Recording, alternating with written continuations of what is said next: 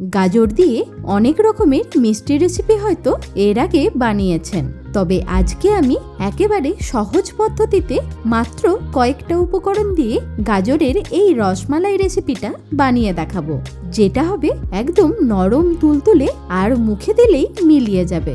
বলাই যেতে পারে এটা একেবারে নো ফেল রেসিপি। তবে চলুন শুরু করা যাক আজকের ভিডিও। আমি সুকন্যা। আজকে আমার ব্যাপক রান্না হলো গাজরের রসমালাই। তাহলে এই রসমালাইটা বানিয়ে নেওয়ার জন্য আমি এখানে 500 গ্রাম গাজর নিয়ে নিয়েছি। গাজরগুলোকে এখানে একটু ছোট ছোট টুকরো করে কেটে নিতে হবে। তবে যে খুব বড় টুকরো বা মোটা করে কাটতে হবে তা না, এইরকম ভাবে কেটে নিলেই হবে। আপনারা চাইলে এই গাজরের পরিবর্তে লাল গাজরও নিয়ে নিতে পারেন। এখন এইটাকে আমাদের পেস্ট করে নিতে হবে। তার জন্য একটা মিক্সির জার নিয়ে নেব। এবারেতে সমস্ত কেটে রাখা গাজরগুলোকে দিয়ে দিতে হবে। আর এটাকে স্মুথলি পেস্ট করার জন্য আমি এখানে হাফ কাপ দুধ দিয়ে দিচ্ছি। তবে দুধটাকে আগে থেকে একটু গরম করে তারপর ঠান্ডা করে নিয়ে এটাকে ব্যবহার করতে হবে।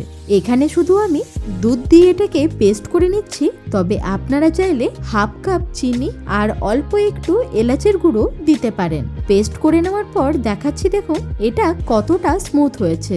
এর মধ্যে কোনো রকম দানা নেই। আপনাদের বোঝার সুবিধার জন্য আমি কিছুটা পেস্ট আঙুলে করেও নিয়ে দেখাচ্ছি। দেখুন, শুধু লক্ষ্য রাখবেন কোনো রকম যাতে এর মধ্যে দানা না থাকে, তাহলে মিষ্টিগুলো ফেটে যেতে পারে। এখন এটাকে একটা বাটির মধ্যে ঢেলে নেব। এবার মিষ্টিগুলো বানিয়ে নেওয়ার জন্য একটা কড়াই নিয়ে নিতে হবে। তাতে দিয়ে দিতে হবে 1 টেবিল চামচ ঘি। তবে ঘিয়ের পরিবর্তে সাদা তেলও দিতে পারেন। আচ্ছা, এই সময় কিন্তু গ্যাসের ফ্লেমটা কোনোভাবে অন করা যাবে না। ঘি দেওয়ার পর এতে দেব আগে থেকে পেস্ট করে রাখা গাজরটা। তার সাথে দিচ্ছি 1 কাপ অর্থাৎ 250 ml দুধ। এইটাকেও ওই একই রকম ভাবে গরম করে ঠান্ডা করে নিয়ে ব্যবহার করছি। এছাড়া যে কাপের মাপে দুধ ব্যবহার করবেন সেই কাপেরই মাপ করে 4 ভাগের 3 ভাগ সুজি এর মধ্যে দিয়ে দিতে হবে। এইখানে আমি র সুজিটাই ব্যবহার করছি। আবারও বলছি, এই সময় কিন্তু কোনো রকম ভাবে গ্যাস অন করা যাবে না। তার সাথে দেব হাফ কাপ চিনি। এবার এইগুলোকে ভালো করে মিক্স করে নিতে হবে। গ্যাস অন করে যদি এগুলোকে মিক্স করা হতো তাহলে সুজিটা জমাট বেঁধে গিয়ে দানা দানা হয়ে যেত আর টেক্সচারটাও একেবারে ভালো আসতো না। সবটা ভালো করে মিশিয়ে নেওয়ার পর এবার গ্যাসের ফ্লেমটাকে অন করে কন্টিনিউয়াসলি এটাকে নাড়াচাড়া করে যেতে হবে। তবে ফ্লেমটা একেবারে লোতেই রাখতে হবে। ধীরে ধীরে দেখবেন এটা টাইট হতে শুরু করবে। আর এটাকে ততক্ষণই নাড়াচাড়া করতে হবে যতক্ষণ না এটা একেবারে শক্ত আঠালো ডোয়ের মতো তৈরি হচ্ছে। মোটামুটি 8 থেকে 9 মিনিট নাড়াচাড়া করে নেওয়ার পর দেখুন এইটা একদম শক্ত টাইট হয়ে গেছে। আর কড়াইও দেখুন কোনো রকম লেগে যাচ্ছে না। এবার গ্যাসের ফ্লেমটাকে অফ করে এটাকে একটা ঢাকা দিয়ে দেব। জাস্ট 3 থেকে 4 মিনিট ঢাকা দিয়ে রাখলেই দেখবেন ডোটা একেবারে পারফেক্ট ভাবে সেট হয়ে যাবে। 3 থেকে 4 মিনিট পর ঢাকাটা খুলে আরও একবার নাড়াচাড়া করে নিয়ে এটাকে একটা প্লেটের মধ্যে ঢেলে নেব। ডোটাকে এইভাবে একটু চাড়িয়ে দিচ্ছি, তাহলে এটা তাড়াতাড়ি ঠান্ডা হয়ে যাবে। তবে যে এটা একেবারে ঠান্ডা হবে তা না, হাত সহ্য করা যাবে সেই পর্যায়ে এটাকে ঠান্ডা করে নিতে হবে। কিছুটা ঠান্ডা করে নেওয়ার পর দেখুন এটা আর হাতে লাগছে না। এবার মিষ্টিগুলোকে বানিয়ে নিতে হবে। তার জন্য হাতে কিছুটা ঘি মাখিয়ে নিয়ে অল্প করে ডো নিয়ে এরকম ছোট ছোট বল বানিয়ে নেব। তবে খেয়াল রাখতে হবে বলগুলো যেন কোনো রকম ভাবে ফেটে না যায়। দেখবেন বলগুলো বানানো খুবই সহজ।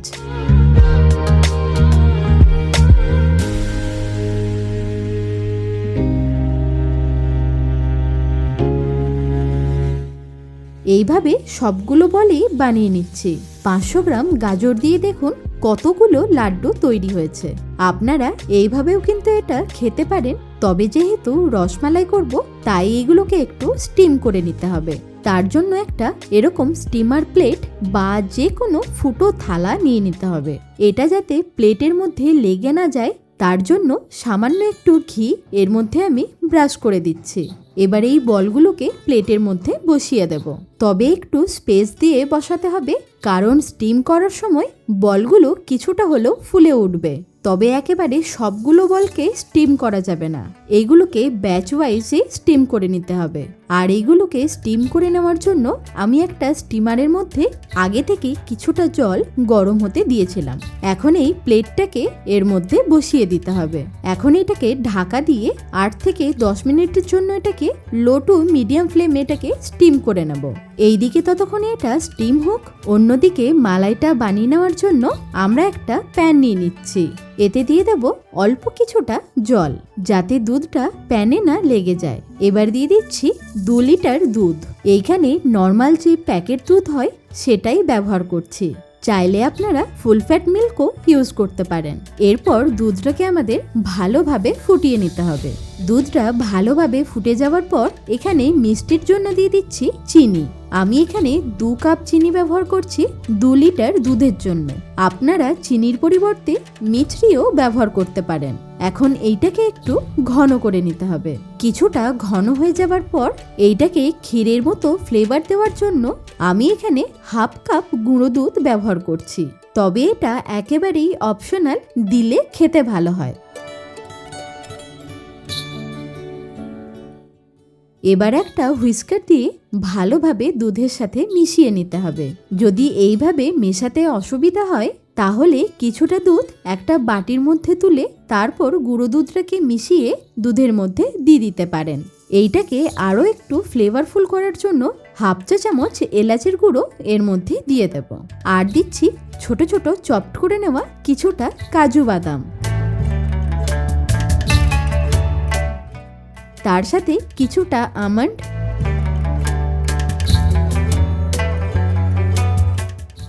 আর কিছুটা পেস্তা। এইরকম অল্প কিছুটা ড্রাই ফ্রুটস দিলে যখন রসমালাইটা খাওয়া হবে তখন মুখে পড়লে বেশ ভালো লাগবে। এইটাকে একবার ভালো করে মিশিয়ে নেওয়ার পর এর মধ্যে দিয়ে দিচ্ছি কিছুটা কেশর ভেজানো দুধ। আমি অল্প একটু গরম দুধের মধ্যে আগে থেকেই কয়েকটা কেশর ভিজিয়ে রেখেছিলাম, সেটা এই সময় দিয়ে দিচ্ছি। আপনারা এখানে কেশরের পরিবর্তে কিছুটা গাজরের পেস্টও ব্যবহার করতে পারেন। কিছুক্ষণ ফুটিয়ে নেওয়ার পর দুধটাও বেশ এতক্ষণে ভালোভাবে ঘন হয়ে গেছে। আর এইদিকেও দেখুন গাজরের বলগুলো এতক্ষণে সুন্দরভাবে স্টিম হয়ে গেছে। তার সাথে সাইজেও দেখুন এটা বড় হয়ে গেছে। এইটাকে এবার নামিয়ে নেব। একইভাবে বাকিগুলোকেও স্টিম করে নিতে হবে। আমি একটা বলকে ভেঙে দেখাচ্ছি, দেখুন এটা কতটা সফট হয়েছে। এবার এই বলগুলোকে দুধের মধ্যে দিয়ে দেব আর 2 থেকে 3 মিনিট এটাকে মিডিয়াম ফ্লেমে কুক করে নিতে হবে। যেহেতু এটা অনেকটাই সফট তাই দুধের মধ্যে এটাকে খুব হালকা করে মেশাতে হবে। আর ভালোভাবে ফুটিয়ে নেওয়ার পর ফ্লেমটাকে অফ করে দিয়ে একটা ঢাকা দিয়ে দেব। এইটাকে ঠান্ডা হয়ে যাওয়া অবধি আমাদের ওয়েট করতে হবে। আর এটা ভালো করে ঠান্ডা করে নেওয়ার পর এবার এটাকে আমি পরিবেশন করে নিচ্ছি। অলরেডি রমজান মাস শুরু হয়ে গেছে, তাই ইফতারের জন্য এরকম ঠান্ডা ঠান্ডা ডেজার্ট যদি অল্প সময়ের মধ্যে বানিয়ে নেওয়া যায় তাহলে তো বেশ ভালোই হয়। এই রসমালাই রেসিপিটা আপনাদের কেমন লাগলো আমাকে অবশ্যই কমেন্টে জানাবেন। তার সাথে ইফতারের জন্য আর কি কি রেসিপি দেখতে চান সেটাও জানাবেন। ভালো থাকুন, সুস্থ থাকুন, দেখতে থাকুন ব্যাপক রান্নাঘর।